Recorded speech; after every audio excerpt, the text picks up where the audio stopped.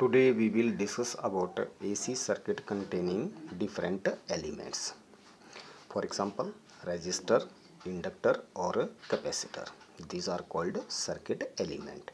Individually जब resistor connect किया जाएगा या फिर इंडक्टर कनेक्ट किया जाएगा या फिर कैपेसिटर किया जाएगा, लेकिन ये स्टडी करने से पहले हमें डिस्कस करना है एक नई टर्म, दैट इज़ फेज़र. अब ये फेज़र क्या चीज़ है? What is phasor?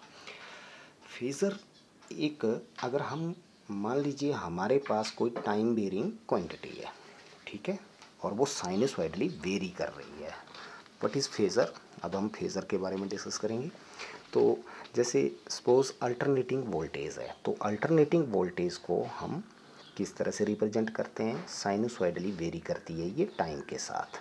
ये आ गया अल्टरनेटिंग वोल्टेज, ठीक है, कंटिन्यूसली वेरी करती है ये. तो अगर इधर वोल्टेज ले लिया, इधर टाइम ले लिया, तो वोल्टेज टाइम के साथ कंटिन्यूसली वेरी करती है. अगर इसको हम एक रोटेटिंग वेक्टर की फॉर्म में रिप्रेजेंट करते हैं, then that rotating vector is called phasor, ठीक है. रोटेटिंग वेक्टर, आप सिंपली ये भी बोल सकते हैं कि फेज़र क्या है? Rotating vector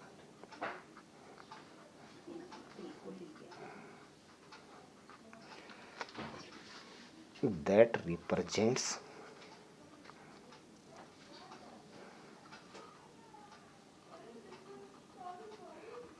represents a quantity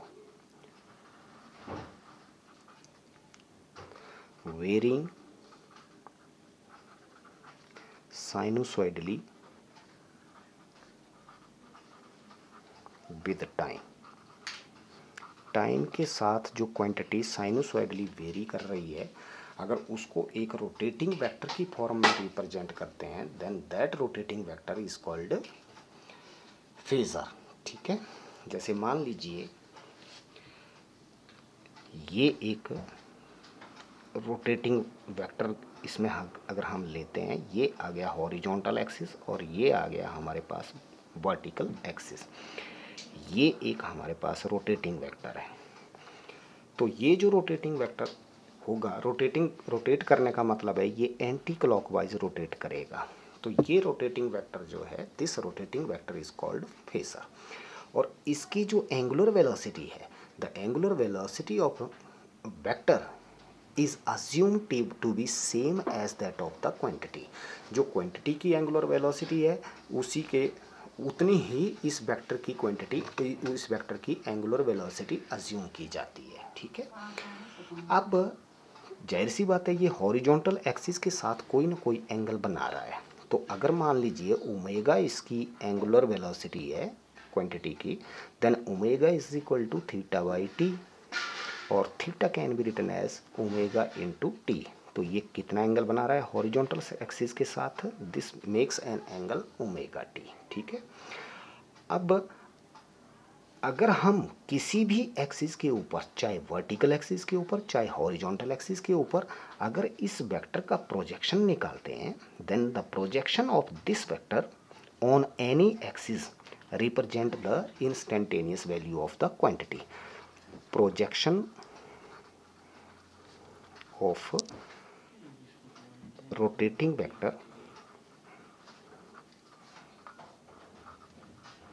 represent the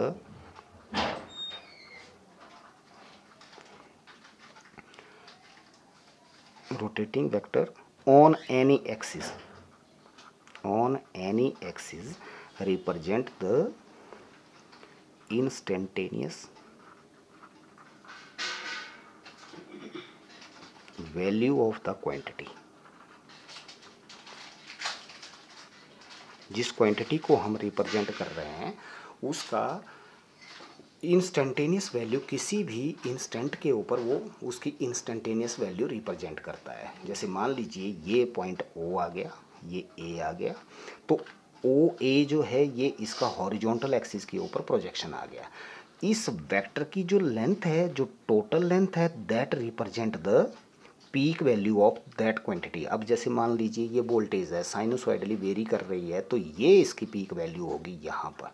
suppose this its peak value is represented by V0. तो ये जो इसकी लेंथ है that represent the peak value of the quantity, यानी कि ये जो लेंथ है तो ये वेक्टर बी नॉट से रिप्रेजेंट किया जाएगा, रोटेटिंग वेक्टर है ये, ठीक है। तो अब अगर हॉरिजॉन्टल एक्सिस के ऊपर इसका प्रोजेक्शन निकाला जाए देन कितना आ जाएगा, ओ ए, अगर मैं इस पॉइंट को बी मानता हूँ तो O A upon A B, O B is equal to कौन सी रेशो बन रही है, बेस अपॉन हाइपोटेन्यूज, तो ये बन गया कॉस ओमेगा टी, और O A is equal to O B cos omega T, या फिर O A is equal to what is O A, O B था मेरे पास B naught, O A is equal to B naught cos omega T. Similarly अगर मैं projection draw करता हूँ इसका वर्टिकल एक्सिस के ऊपर, तो वर्टिकल एक्सिस के ऊपर इसका प्रोजेक्शन आ जाएगा ये वर्टिकल एक्सिस के ऊपर इसका प्रोजेक्शन है, मान लीजिए सी है, तो ओ सी की वैल्यू निकालनी है clearly, O C is equal to O B, then O C या फिर ओ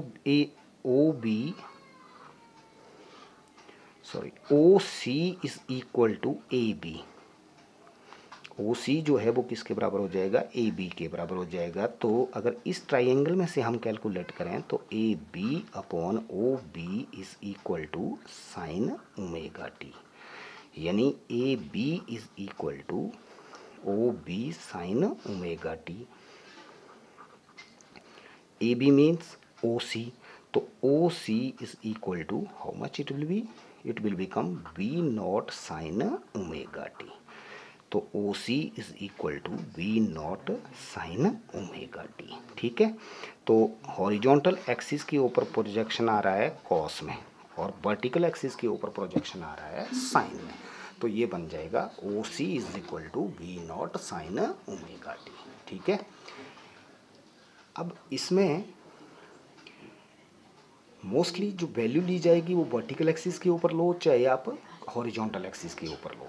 अगर हॉरिजॉन्टल एक्सिस के ऊपर लेते हैं हम इसका प्रोजेक्शन तो ये कॉस में आ जाएगा, और वर्टिकल एक्सिस के ऊपर लेते हैं तो ये साइन में आ जाएगा फंक्शन। तो ये जो इंस्टेंटेनियस वैल्यू है ये इसका इस वेक्टर का प्रोजेक्शन रिप्रेजेंट करती है, और ये जो लेंथ है ये इस क्वांटिटी की पीक वोल्टेज को रिप्रेजेंट करती है, ठीक है। तो ये आ गया रोटेटिंग वेक्टर। ये जो रोटेटिंग वेक्टर है किस तरह से रोटेट करता है, ये इस तरह से रोटेट करता है लाइक दिस एंटी क्लॉकवाइज। यहाँ पर ये रोटेटिंग वेक्टर है अगर, तो ये यूं रोटेट करेगा, और इसकी जो वेलोसिटी है angular velocity that is assume to be equal to that of the quantity के जो खुद की उसकी क्वांटिटी की एंगुलर वेलोसिटी है वही इस रोटेटिंग वेक्टर की एंगुलर वेलोसिटी होगी। This vector is called phasor vector, this is called phasor. अब only now let us discuss AC circuit containing resistance only।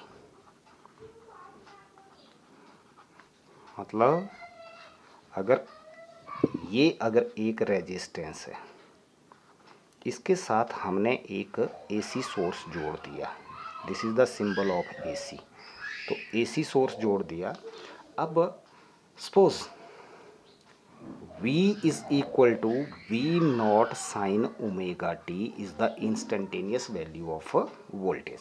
यहाँ से ये जो हमने सोर्स ऑफ EMF लगा रखा है इसकी जो इंस्टेंटेनियस वैल्यू है that is represented by V is equal to we naught sine omega T, यानी कि let V is equal to we naught sine omega t is the instantaneous value of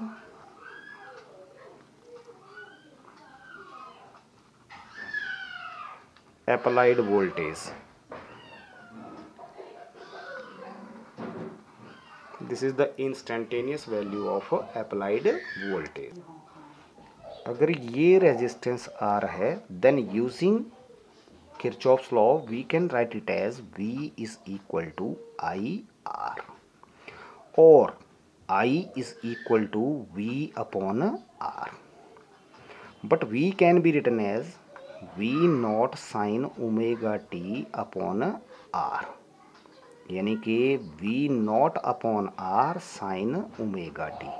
but V naught upon R is I naught, peak value of current, और I is equal to I naught sine omega T, यानी this is the value of the instantaneous value of the current, और जो हमने voltage apply की थी उसकी value ये थी। क्लियरली दोनों का अगर एंगल देखा जाए तो दोनों का सेम एंगल बन रहा है। इसका मतलब अगर मैं फेजर डायग्राम बनाता हूँ यहाँ पर इसकी, तो फेजर डायग्राम कैसे बनेगी, ये आ जाएगी। अब हॉरिजॉन्टल एक्सिस के साथ जो बी नॉट है वो कितने डिग्री का एंगल बना रही है, ओमेगा टी एंगल बना रही है। ये बी नॉट है, अगर ये एंगल ओमेगा टी है, it is rotating anti clockwise, तो आई नॉट का भी एंगल कितना है हॉरिजॉन्टल एक्सिस के साथ, ओमेगा टी, तो हमारे पास आई नॉट भी इसके ऊपर आ जाएगा। इसका मतलब इन केस ऑफ रेजिस्टेंस, जब हम रजिस्टर जोड़ते हैं एसी सर्किट में, दोनों वोल्टेज और करंट जो हैं वो सेम फेज में रहती है, इनका फेज एंगल सेम है, तो इसका मतलब both are in same phase.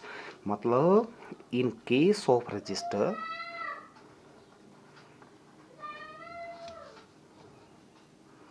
in case of resistance both voltage and current are in same phase। अगर मैं इसकी वेव बनाता हूं तो किस तरह से बनेगी, टाइम के साथ।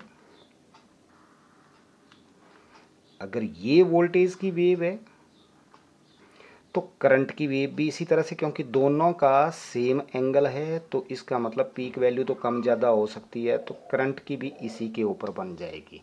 तो अगर ये V को रिप्रेजेंट करती है तो ये I को रिप्रेजेंट करती है, तो वेव बन जाएगी इस तरह से। दोनों सेम फेज में है। सेम फेज का मतलब ये हो गया कि दोनों एक ही टाइम में, जहाँ पर इसकी पीक वैल्यू है वोल्टेज की, वहाँ पर ही करंट की पीक वैल्यू है।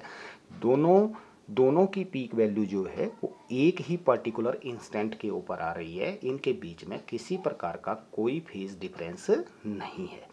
तो अगर एसी सर्किट में हम केवल और केवल रजिस्टर जोड़ते हैं तो रजिस्टर के केस में किसी प्रकार का फेज डिफरेंस नहीं आता।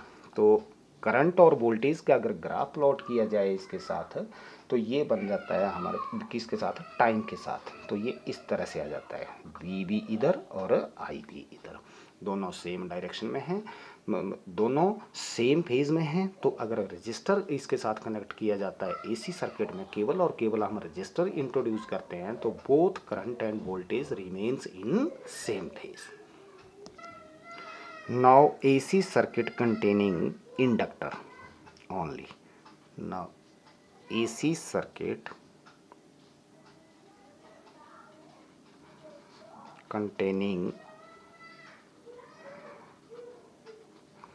inductor only।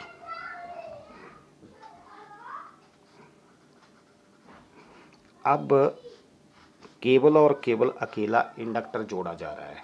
मान लीजिए ये एक इंडक्टर है हमारे पास,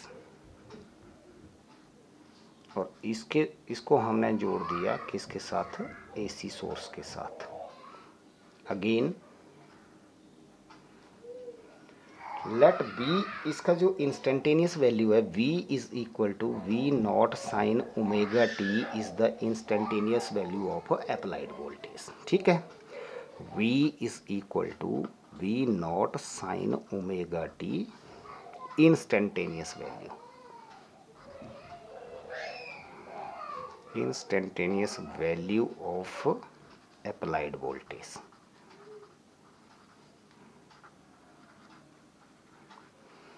सपोज ये इंडक्टर L है।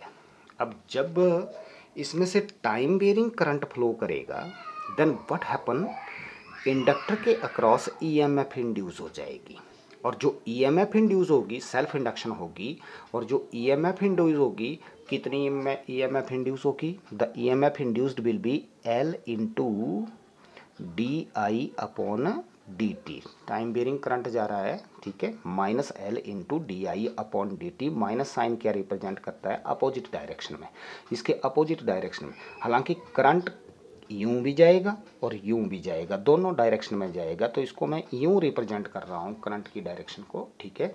तो अगर करंट इधर से जा रहा है तो ये इधर इंड्यूस हो जाएगी, और अगर करंट इधर से जा रहा है तो ये इधर इंड्यूस हो जाएगी, तो दोनों डायरेक्शन में ये इंड्यूस होगी।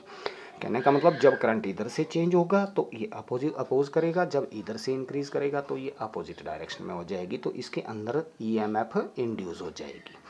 Using Kirchhoff's law in this case, then you can write it as V is equal to L into D I upon D T, ठीक है। तो यहाँ से ये आ जाएगा मेरे पास D I is equal to V upon L into D T, और V upon L can be written as, V can be written as, this can be written as di is equal to V naught sin omega t। तो V naught upon L sin omega t into dt, clear. अब इसको integrate कर लीजिए, क्योंकि मुझे चाहिए I की value, तो अगर by integrating you can write it as I is equal to V naught upon L constant है, दोनों को इंटीग्रेट कर लीजिए, integrating both sides. Sine omega t का इंटीग्रेशन हो जाएगा माइनस कॉस ओमेगा टी, तो ये माइनस मैंने यहाँ लगा दिया, minus cos omega t upon omega.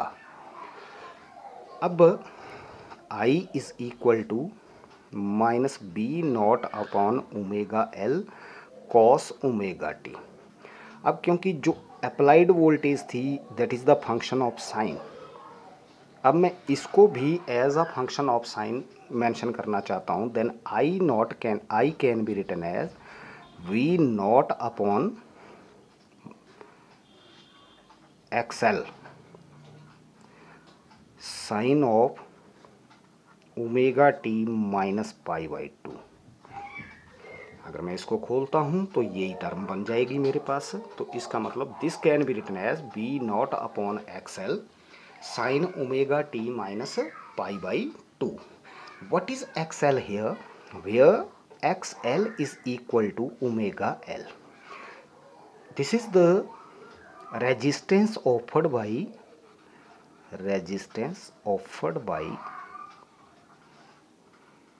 Inductor called inductive reactance. क्या नाम देते हैं इसको, inductive reactance. This is called inductive reactance, resistance offered by the inductor, this is called inductive reactance, ठीक है। यानी अगर ये रेजिस्टेंस है, मतलब थोड़ा सा डिफरेंस क्रिएट करने के लिए अकेले रजिस्टर के रेजिस्टेंस को हम रिप्रेजेंट करते हैं आर से, और इंडक्टर के रेजिस्टेंस को रिप्रेजेंट कर दिया हमने एक्सएल से, और एक्सएल की वैल्यू थी हमारे पास XL is equal to omega L. याद रहनी चाहिए ये value, XL is equal to omega L. This is the resistance offered by inductor in AC circuit, ठीक है। अब क्योंकि ये रेजिस्टेंस है एक्सएल, तो बी नॉट अपॉन आर ही बन गया, ये रेजिस्टेंस बन गया, तो B not upon R can be written as I not, then I is equal to I naught sine omega t minus pi by to.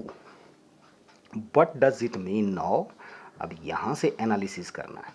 देखिए अगर मैं वोल्टेज का एंगल देखता हूँ तो वोल्टेज का जो एंगल है वो है साइन ओमेगा टी, और इस केस में इसका एंगल देखा जाए, फेज एंगल देखा जाए, तो ये बन रहा है omega t minus pi by two, यानी इसकी वैल्यू पाई बाई टू कम है इसकी वैल्यू से। तो इसका मतलब इस केस में हम क्या बोल सकते हैं कि इन केस ऑफ इंडक्टर जो करंट है वो वोल्टेज से पाई बाई टू एंगल पीछे चल रहा है, पाई बाई टू एंगल पीछे है ये वोल्टेज से। This is very important to note here, the voltage यानी कि वोल्टेज जो है वो करंट से पाई बाई टू एंगल आगे चल रही है, लीड कर रही है, यानी कि voltage leads the current by pi by to. Voltage current को लीड कर रही है पाई बाई टू एंगल से। ठीक है, या फिर करंट वोल्टेज से π/2 एंगल पीछे रह रहा है, then we can say that in case of inductor, so in inductor voltage leads the current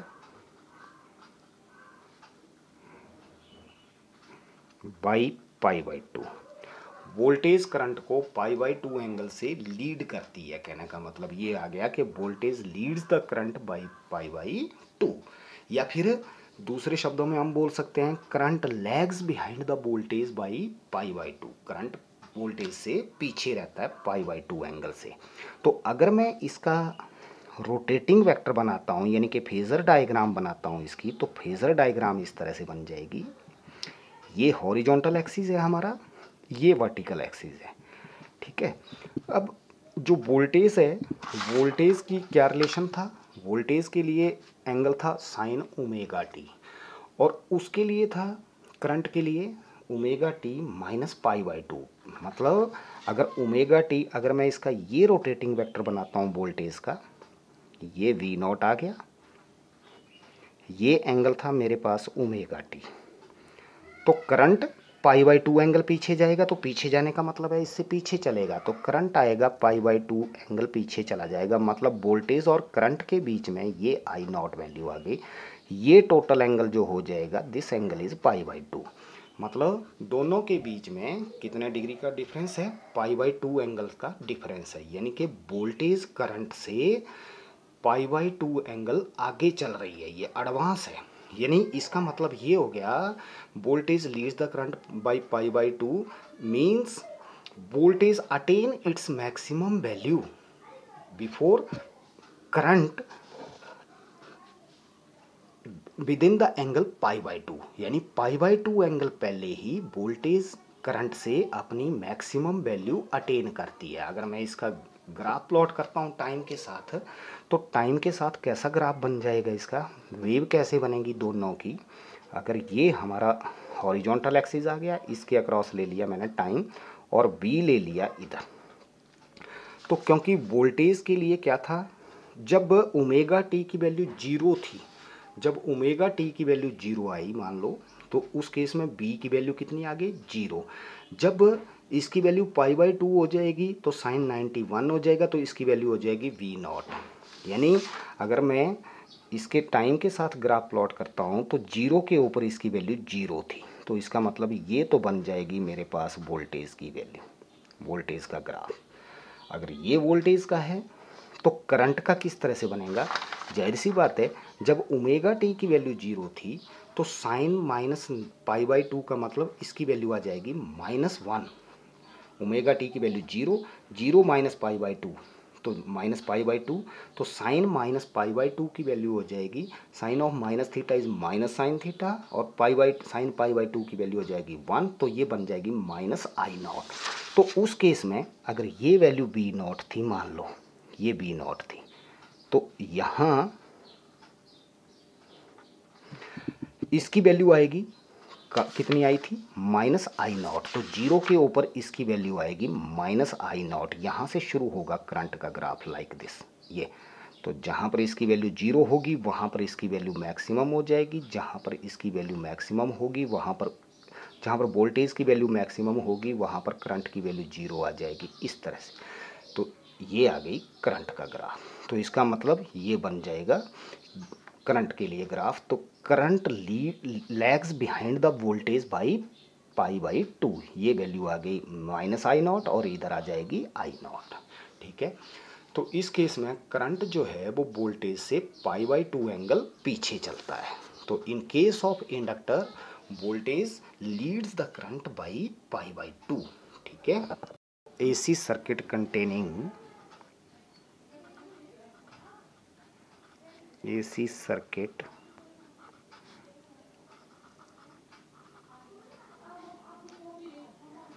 containing capacitor only।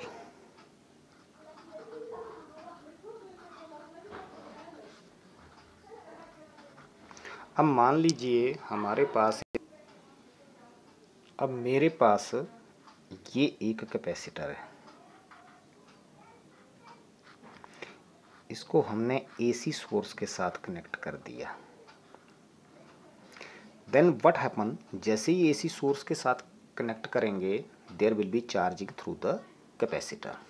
Suppose V is equal to V naught sine omega t is the applied voltage, यानी कि let V is equal to V naught sine omega t is applied voltage.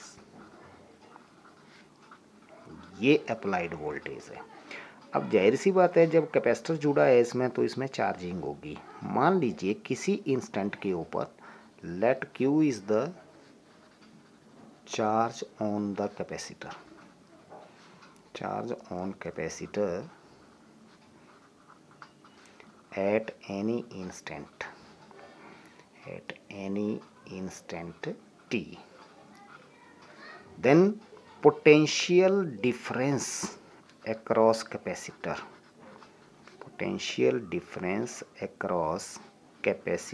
कितना हो जाएगा ये Q by V is equal to Q by C, अगर इसकी capacity C है तो पोटेंशियल डिफरेंस हो जाएगा इसके across V is equal to Q by C। ठीक है, अब यहाँ से हमने V अप्लाई कर रखा है, इसमें Q बाई C आ जाएगा। तो इसका मतलब by using Kirchhoff's law we can write it as then V is equal to Q by C और Q इज इक्वल टू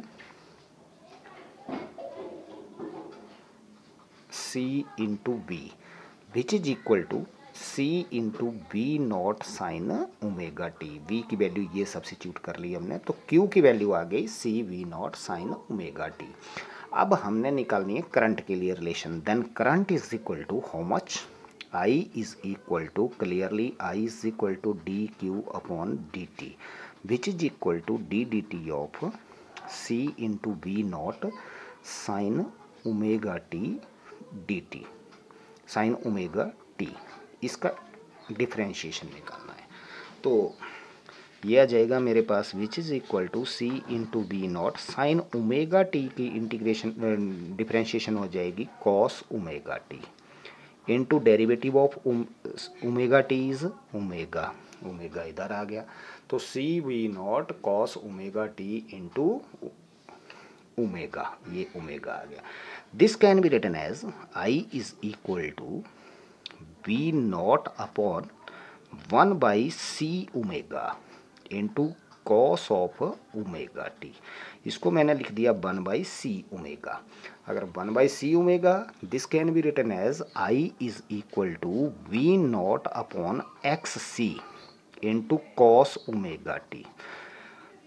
और अब अगर मैं इसको साइन में लिखना चाहूँ तो ये बन जाएगा I is equal to B not upon X C into sine omega t plus pi by two. What is XC here? XC is equal to 1 by omega C. This is called resistance offered by capacitor. Resistance offered by capacitor called capacitive reactance. क्या नाम दिया जाता है इसको? Capacitive reactance. This is called capacitive reactance. तो इसका जो resistance होगा, कैपेसिटर जो एसी सर्किट में रेजिस्टेंस ऑफर करता है that is called capacitive reactance, यानी इसको रिप्रेजेंट करते हैं हम XC से। क्लियरली अब अगर हम यहाँ देखें तो यहाँ मेरे पास ये वैल्यू आ रही है I is equal to B naught by R. ये रेजिस्टेंस का रोल प्ले कर रहा है, जो XC है वो रेजिस्टेंस है और जो कैपेसिटर रेजिस्टेंस ऑफर करता है that is called capacitive reactance. Then this can be written as B naught by R, this can be written as I naught sine omega t plus pi by two. तो यहाँ अगर मैं voltage का phase angle देखूं तो voltage का phase angle था V is equal to we naught sine omega T. और अगर करंट का देखा जाए तो करंट का फेज एंगल आ रहा है I is equal to I naught sine omega t plus pi by two. तो इसका मतलब इसका ओमेगा टी था वोल्टेज का और करंट का आ रहा है omega t plus pi by to. इसका मतलब ये हो गया कि current leads the voltage by pi by two. तो अगर हम कैपेसिटर जोड़ते हैं तो कैपेसिटर के केस में करंट वोल्टेज को पाई बाई टू एंगल से लीड करता है। कहने का मतलब ये हो गया इन capacitor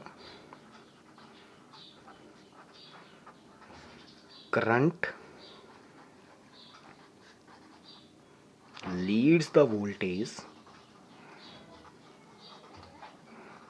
by pi by to.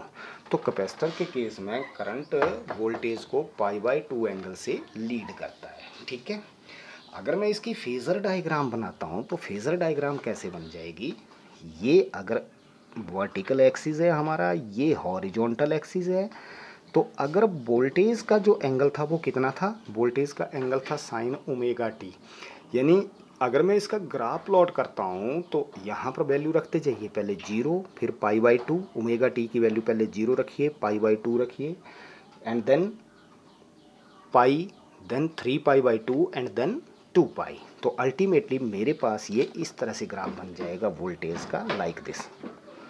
ये वोल्टेज का ग्राफ बन जाएगा हमारे पास।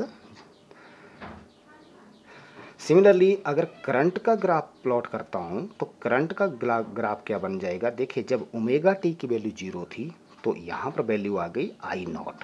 कैसे, 0 प्लस पाई बाई टू हो जाएगा, साइन पाई बाई टू की वैल्यू हो जाएगी 1, तो 1 into I naught, this can be written as I naught. तो 0 के ऊपर इसकी वैल्यू आ गई आई नॉट। और जब इसकी वैल्यू पाई बाई टू हो जाएगी तो ओमेगा टी की वैल्यू, तो पाई by two plus pi by two हो जाएगा पाई, और साइन पाई की वैल्यू होती है 0, तो यहाँ पर 0 हो जाएगी। यहाँ पर 3 पाई बाई टू, तो 3 pi by two plus pi by to, ये -1 आ जाएगी। तो इसका मतलब कितना बन जाएगा, ये इस तरह से आ जाएगा, लाइक दिस।